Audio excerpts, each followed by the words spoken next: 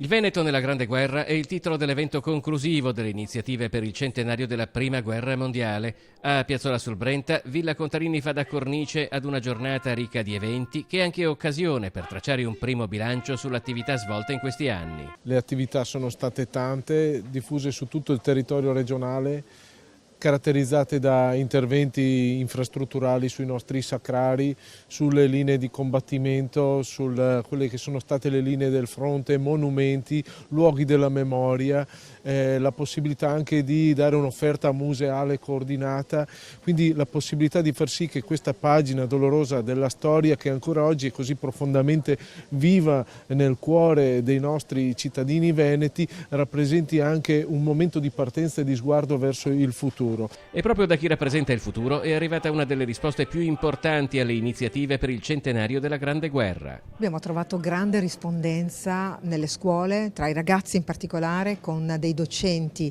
alcuni veramente motivati e commoventi, perché hanno capito che educare, far crescere come persona significa anche far capire che cos'è l'identità.